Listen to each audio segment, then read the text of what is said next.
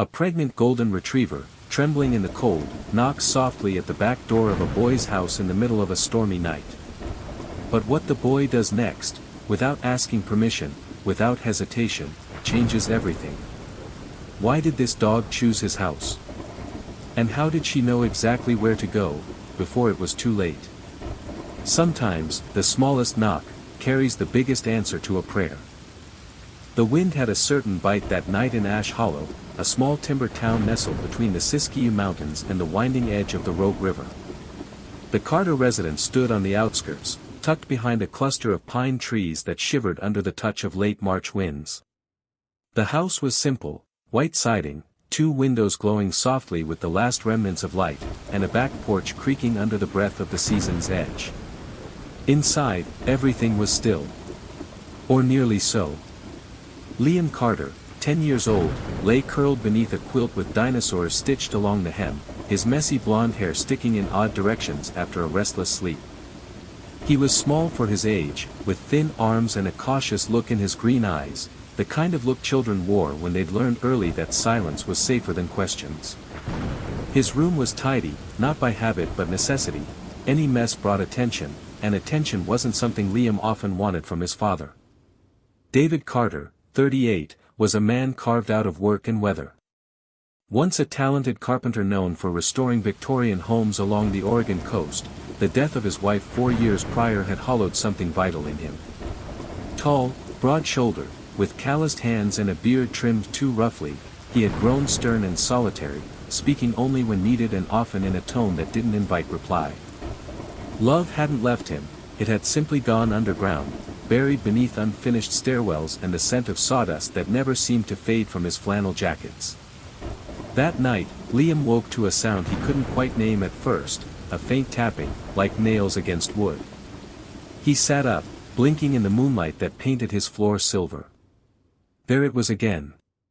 Not from the front door. The back. He hesitated. His father had already gone to bed, the muffled creak of floorboards earlier signaling his nightly retreat down the hall. Tiptoeing past creaking thresholds, Liam moved through the kitchen and slowly unlatched the back door. The wind brushed past him like a whisper. The porch light flickered as if uncertain. And there, standing at the edge of the steps, was a dog. She was a golden retriever, though her once glorious coat was caked in mud and clinging burrs, her belly distended not with hunger but pregnancy. Her fur was honey gold in patches and gray in others, as if life had weathered her early. Her ribs showed faintly beneath her sides. Most haunting of all were her eyes, wide, soft, and pleading. She didn't bark. She didn't growl. She simply looked up at Liam and took one cautious step forward. Liam didn't know much about dogs, but he knew she wasn't a stray by choice. "Hey girl," he whispered, glancing back toward the hallway. His father would never allow it, he'd once said they didn't have time for things that couldn't help build or pay rent. Liam had never forgotten it. But he couldn't leave her in the cold. Not like this. He stepped aside, heart pounding, and the dog limped past him into the kitchen, her claws clicking softly against the tile. She lay down in the corner as if she'd always belonged there, curling protectively around her belly. Liam dug through the pantry for crackers, then a slice of ham he wasn't supposed to touch. She ate gently from his hand, never growling, never flinching. He watched her eyes close for a moment, and somehow, in that fragile silence, something ancient and unspoken passed between them. She needed him. And he, though he hadn't said it aloud in years, needed someone too. "I'll call you Daisy," he murmured, naming her after a flower his mother used to plant by the windowsill. She didn't seem to mind.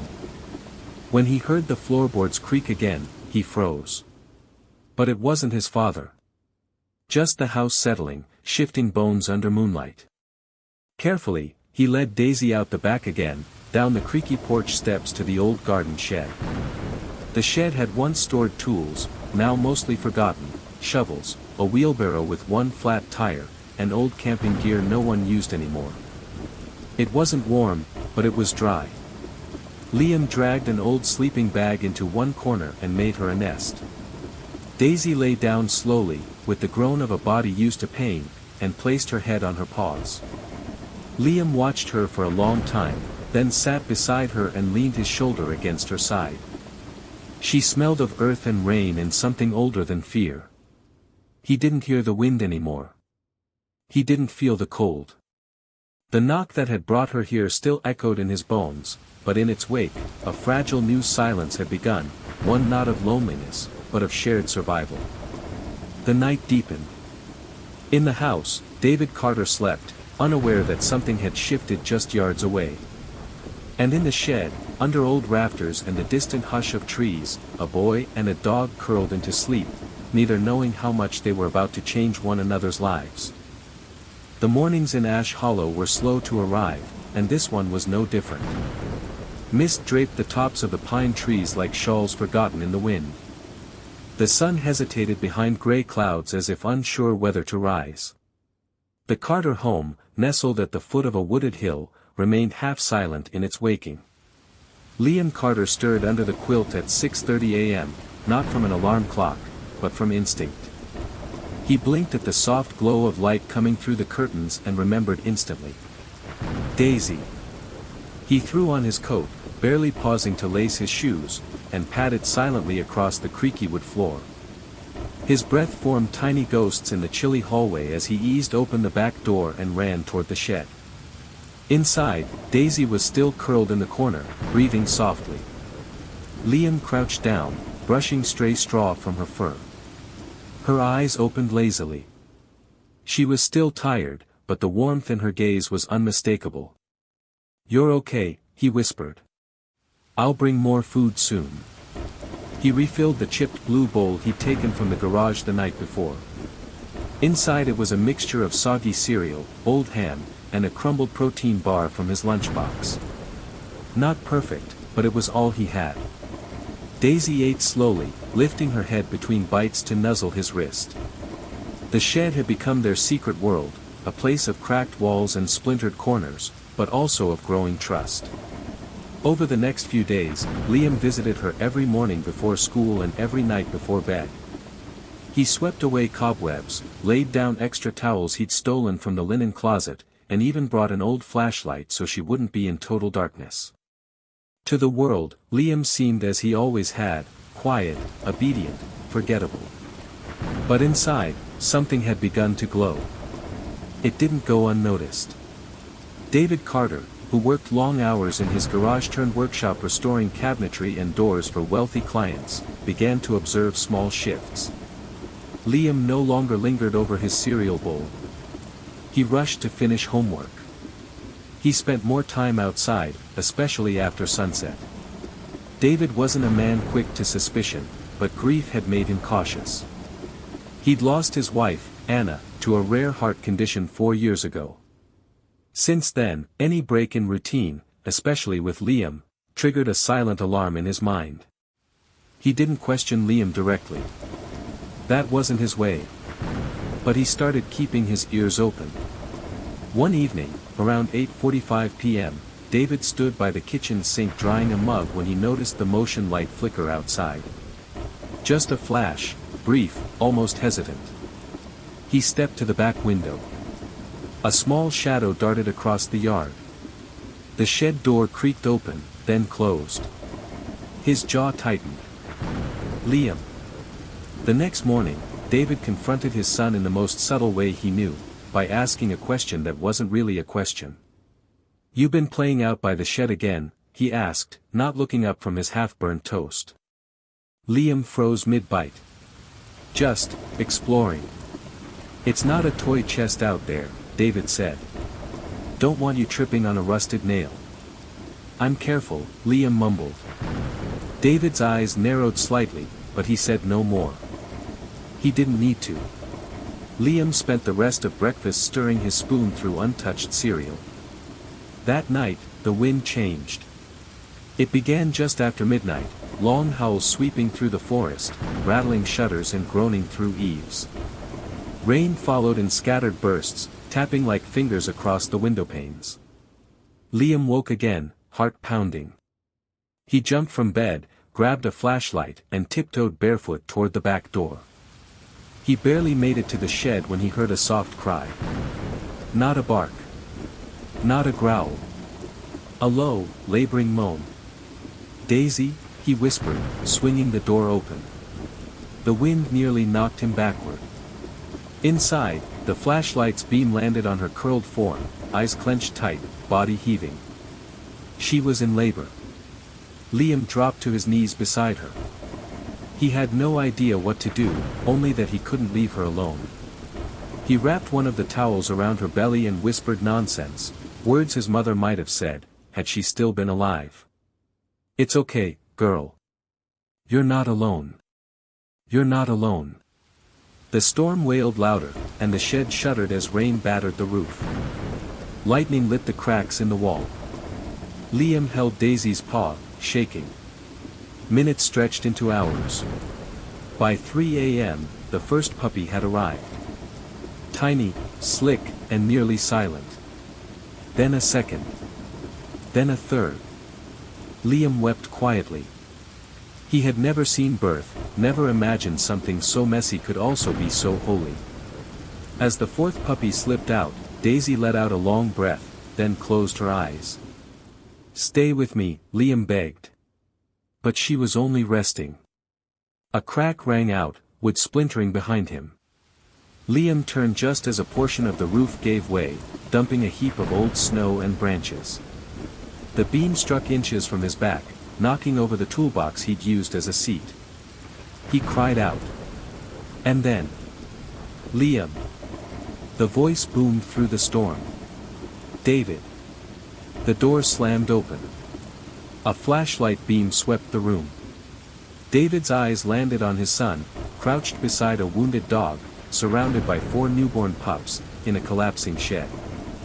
For a long time, no one spoke. Only the rain.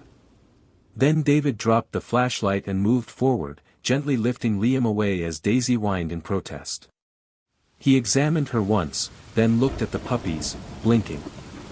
"My God," he muttered. And without another word, he pulled off his jacket, draped it over Liam, and said, "Let's get her inside."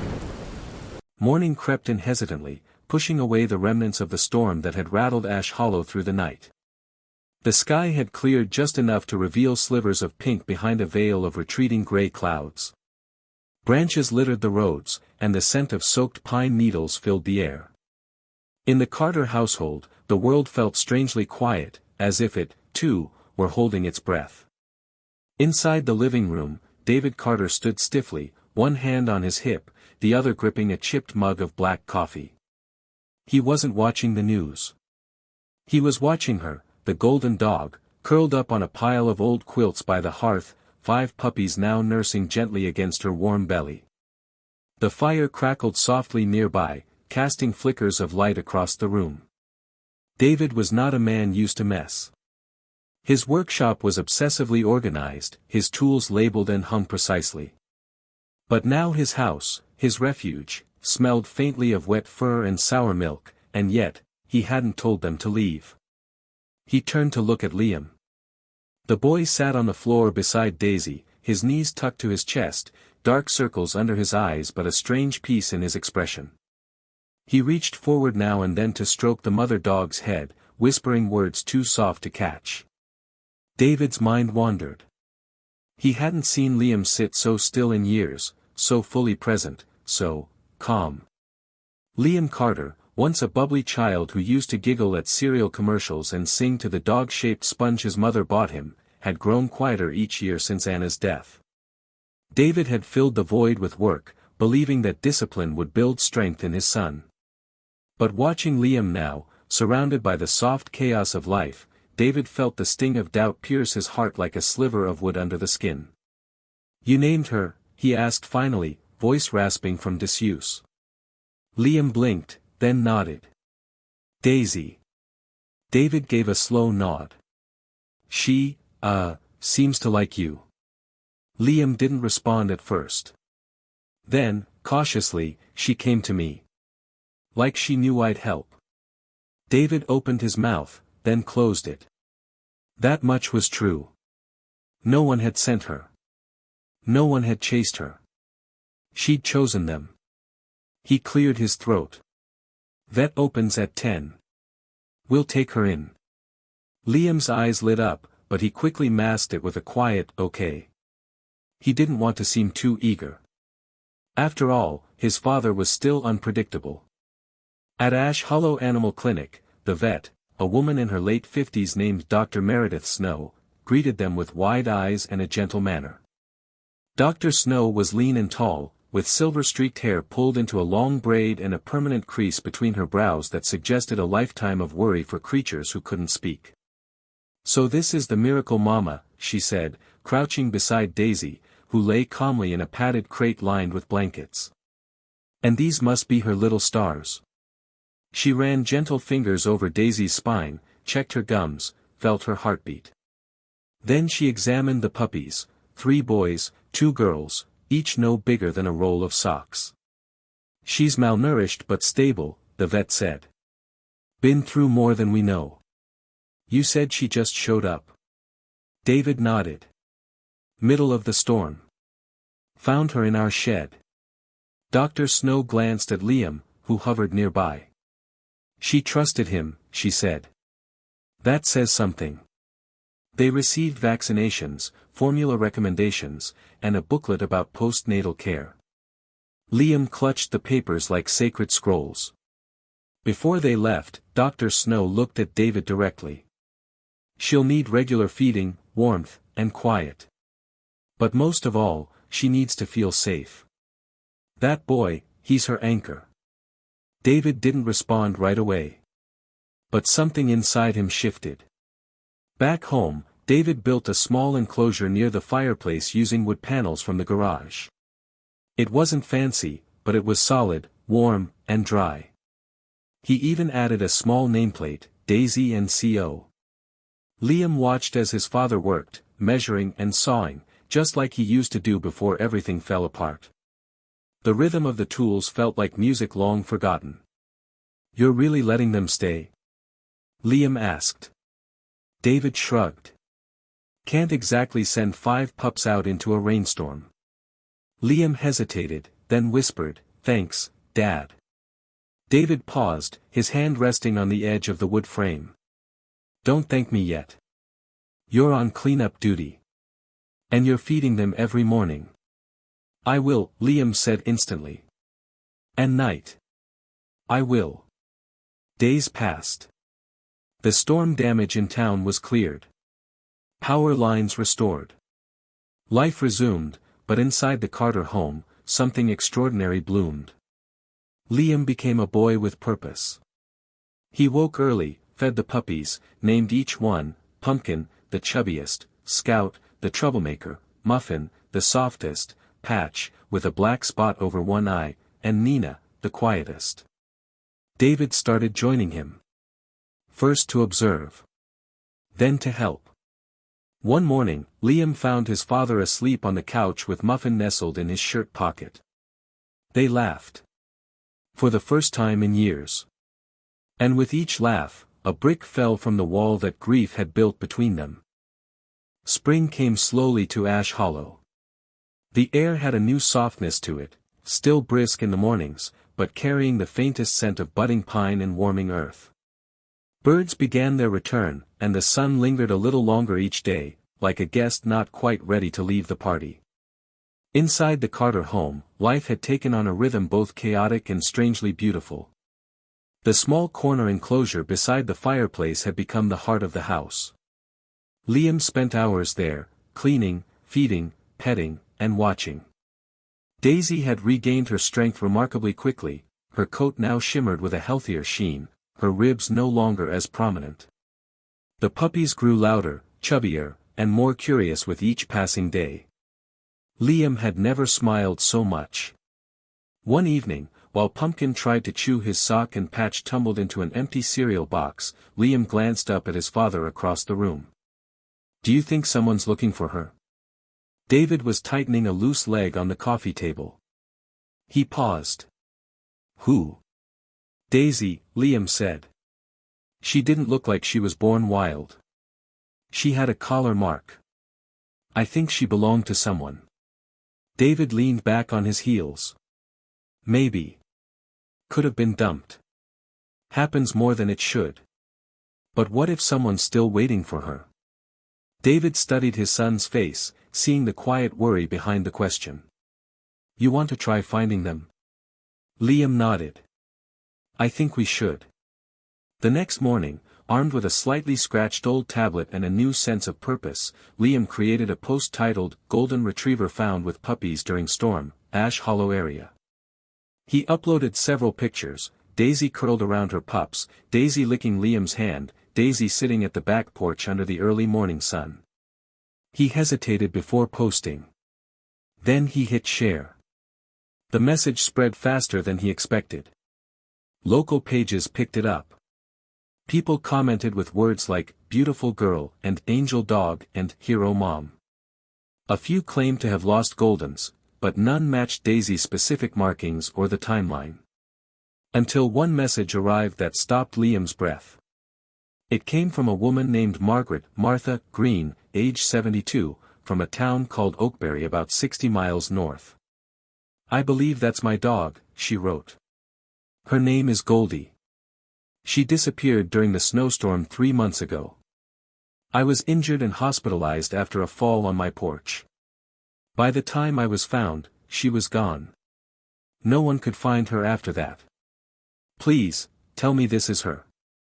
Liam sat motionless for a long time. He walked into the kitchen, where David was flipping pancakes, an unusual gesture, which Liam suspected was more about keeping his hands busy than the taste of breakfast. Dad, Liam said quietly. I think someone found her. David put the spatula down slowly. Show me. They read the message together. David rubbed his chin. That's a long way for a dog to wander. Do you think it's true? I think there's one way to find out. 2 days later, Martha Green arrived in a beige sedan that had seen better years. She stepped out stiffly, her frame was thin, hunched slightly from age, and her white cardigan flapped gently in the breeze. Her hair was pulled into a bun with pins holding it too tight. Her eyes, though, were the kind of blue that didn't fade with time, clear and filled with something fragile, hope. Liam met her on the porch. I'm Liam, he said, heart racing. Martha took his hand in both of hers. You must be the one who saved her. I think she saved me, too. David stood just behind them, arms folded but expression soft. When Daisy emerged from the house, her tail lifted and paused. She stared at the woman for a moment. Then, cautiously, she stepped forward. Martha knelt with surprising swiftness and opened her arms. Goldie, she whispered. Daisy froze, eyes blinking as if searching through old memories, and then something inside her clicked. She let out a low whimper, tail wagging furiously, and lunged forward into the woman's arms. Liam's throat tightened. David, too, blinked more than usual. Martha clutched the dog like a child, rocking slightly, whispering words that only Daisy could understand. But the moment didn't last long. Because 5 squeaky puppies came bounding after their mother, stumbling over each other and barking wildly. Martha gasped. She had pups? David nodded. The night she showed up. Tears filled the old woman's eyes. She must have run out for help. I didn't know. I thought I'd lost her forever. Liam sat beside Daisy. I didn't know if I'd get to keep her. Martha turned slowly. Sweetheart. I don't think she wants to leave you. Liam blinked. What? She came all the way here, alone and pregnant, and chose your house. She chose you. And now she has a family here. You don't want her back, he asked, unsure whether to feel relieved or guilty. Martha smiled sadly. I think she already found where she belongs. But, if I could maybe, visit sometime. Or maybe keep one of the little ones. Liam smiled wider than he had in years. Deal. That night, after Martha drove home with Nina, the quietest of the puppies tucked into her lap, David stepped out onto the porch, mug in hand, watching Liam toss a tennis ball to Daisy across the yard. The stars were brighter than usual. "She really meant it," David said quietly. "About you saving her." Liam turned. "I think she saved me too." David nodded, and after a long pause, said the words Liam never expected to hear. "You think we should build a proper doghouse?" Liam dropped the tennis ball. "Really?" David gave a rare, crooked smile. "Yeah. But you're painting it." The wind had softened. Ash Hollow now glowed with the blush of spring in full bloom, pale green leaves budding from skeletal trees, tulips pushing their way up through the thawed earth, and every breeze carrying the scent of new beginnings. It had been 3 days since Martha Green left with Nina, the smallest of Daisy's puppies. In her absence, something in the Carter household remained, an echo of gratitude, a stillness that didn't feel empty, but whole. Daisy no longer paced near the front door at night. She slept soundly by the hearth, her puppies sprawling around her like a spilled basket of golden warmth. David Carter had started rising earlier than usual. He would make coffee not just for himself now, but for Liam, lightly sugared, more milk than brew, but it made Liam feel grown up. Some mornings, Liam would find David already outside, surveying the yard with a tape measure and a pencil behind his ear. The doghouse project had become something larger than either expected. "I was thinking cedar," David had said, kneeling by a stack of boards. "It holds up better in the rain. Keeps the smell down, too." Liam, wearing oversized goggles and a tool belt that kept sliding down his hips, nodded seriously. "Can we put a little porch on it?" David raised an eyebrow. "What kind of doghouse you think we're building? A mansion?" Liam grinned. "A really cool one." In the afternoons, the sound of hammering and laughter filled the backyard. Neighbors peeked over fences, surprised to see the once quiet carpenter teaching his son how to square a corner and drill a straight line. Daisy would sit nearby, tongue lolling, while the puppies chewed every spare piece of wood they could find. But one evening, as Liam was sweeping sawdust from the driveway, he noticed his father staring silently at a photograph pinned above the workbench in the garage. It was a picture of Anna Carter, Liam's mother. She had long dark hair that blew across her face, a laugh captured mid-movement as she reached for the leash of a golden retriever they once fostered for a rescue group. She'd loved dogs. Loved laughter. Loved color and music. Things that had seemed to leave the house with her when she passed. Liam stepped closer. "She would have loved Daisy," he said quietly. David didn't turn. "She would have loved all of this. She used to say animals could see the truth in people. Do you think that's why Daisy came here?" David finally looked down at him. "I think, maybe she came for both of us." That night, something stirred Liam awake. He wasn't sure what had disturbed him, a sound, a feeling, but he sat up with a sharp breath. The room was lit faintly by moonlight. He crept down the hallway, tiptoed past the living room, and eased the door to the back porch open. There, sitting on the step in his bathrobe, was David. A cup of coffee in one hand, the night chill making his breath visible. Liam joined him. After a few minutes, David spoke. "I used to think quiet meant peace," he said. "But I realize now, it can also mean you're just waiting for something to break." Liam nodded. David continued, "After your mom died, I didn't know how to fill the silence. So I filled it with rules. Chores. Anger. Anything but feeling." Liam kept his eyes on the yard. "I'm sorry," David said softly. It wasn't a dramatic moment. No thunder cracked. No music swelled. But it was real.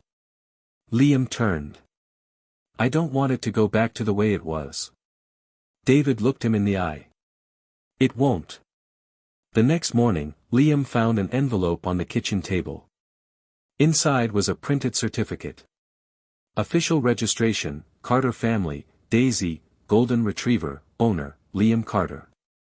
Beneath it, a note in David's handwriting. Every family deserves a beginning they choose. So let's start here. Liam clutched the paper like it was made of glass. When Daisy trotted into the kitchen and rested her head on his knee, he held her tightly. Later that day, they finished the doghouse. It wasn't perfect, one window frame was slightly crooked, and the little bone-shaped sign Liam painted above the door had blotches where the paint dripped. But when Daisy stepped inside and lay down, the puppies following like ducklings, it felt like something more than wood and nails. It felt like permanence. That evening, as the sun dipped behind the hills, Martha Green returned, not for Daisy, but just to visit. She brought a basket of banana bread and photos of Nina, now settled happily beside her fireplace. Her eyes misted as she watched Liam play with Daisy and the remaining pups. "She found you for a reason," she said. David, standing beside her, nodded. "And we're not letting go." Ash Hollow awoke under a sky the color of soft peaches and honey. It was Sunday, and the streets were quiet except for the rustle of leaves brushing across sidewalks and the occasional coo of mourning doves nesting above the chimney stacks. In the Carter household, the warmth no longer came only from the fireplace, it came from the rhythm of life finally allowed to bloom. The doghouse in the backyard now stood proud, painted a cheerful pale yellow with white trim and Liam's hand-painted sign above the arched doorway. Daisy's den, home is where the heart wags. Daisy lay inside, her golden head resting against the paws of her now 4 romping, tumbling puppies, Scout, Muffin, Patch, and Pumpkin. The 5th, Nina, had already become a legend in Martha's quiet cottage life, doted upon and already spoiling the corners of an expensive rug. Liam sat cross-legged in the grass, still wearing the same hoodie he had spilled paint on during the final coat of the roof. He watched the puppies tackle one another in the sunshine, their high-pitched barks making the yard feel more alive than it had in years. David emerged from the workshop with a folded blanket and thermos. His sleeves were rolled up, and his hands were dusted with sawdust, as usual, but this time, there was a lightness to his gait, a steadiness in his eyes. "Thought you might be getting cold," he said, handing the blanket to Liam. "Thanks, Dad." They sat together in the shade of the old sycamore. For a long time, they said nothing. It wasn't uncomfortable. It was the kind of silence that no longer ached. David finally broke it. "Your mom would have loved this." "I know," Liam replied softly. "I think she would have sat right here with us." David smiled faintly. "She used to talk about getting a dog like Daisy. Said golden retrievers were kind souls wrapped in fur." Liam looked at Daisy, then back at his dad. She was right. That afternoon, a small crowd gathered at the local park for Ash Hollow's Spring Rescue Fair. Liam had insisted on signing up the pups for the cutest litter contest, mostly because he wanted to show people how proud he was. David had surprised everyone by agreeing, and even offering to build the booth sign himself. Their table read, "Meet Daisy's heroes, born in a storm, raised with love." People came in steady waves, drawn by the wiggly mass of golden fuzz and Daisy's gentle eyes. Children squealed, adults cooed, and someone even tried to offer money for Scout on the spot. Liam firmly said no. Martha Green was there too, proudly displaying Nina on a lavender leash. She handed out muffins shaped like dog bones, and insisted to every visitor, "They saved each other, you know. The boy and the dog. It's a real story." Near the end of the fair, a local reporter approached David and Liam for an interview. "What made you keep Daisy?" the reporter asked. David glanced at Liam, then said with calm honesty, "Because she reminded me what home is. Not a place. A feeling." Back home that evening, after all the excitement and the cotton candy and laughter, Liam sat on the porch step, his eyes tired but glowing. Daisy lay beside him, one paw resting over his foot. David came out with 2 mugs of cocoa, extra marshmallows in Liam's. He sat down and let out a long sigh. "I've been thinking," he said. Liam turned to him. "I know things have been hard. For a long time. And I can't change the years we lost. But I'd like to start again. If you'll let me. Liam didn't answer right away. Instead, he leaned his head against his father's shoulder. I already did, he said. The porch light flickered as moths danced nearby. In the distance, the trees swayed gently, and the world seemed, for once, utterly still. Daisy gave a small woof in her sleep, as if echoing the moment. And for the first time in years, the Carter house was not simply a place of survival, but one of warmth. One of return. One of hearts finally finding their way home. Sometimes, the ones who need saving, are the ones who save us. Daisy wasn't just a dog left in the cold, she was a gift sent through the storm to open the hearts that had quietly closed. Through her, a broken family remembered how to laugh, how to trust, and how to love again. In our own lives, we often wait for grand miracles, but the real ones? They arrive gently, sometimes on four legs, sometimes with muddy paws, and always with perfect timing. Open book. If this story touched your heart, comment amen to honor all the silent angels who show up when we need them most. Folded hands. May your home always have room for kindness, and may God bless those who never stop believing in second chances.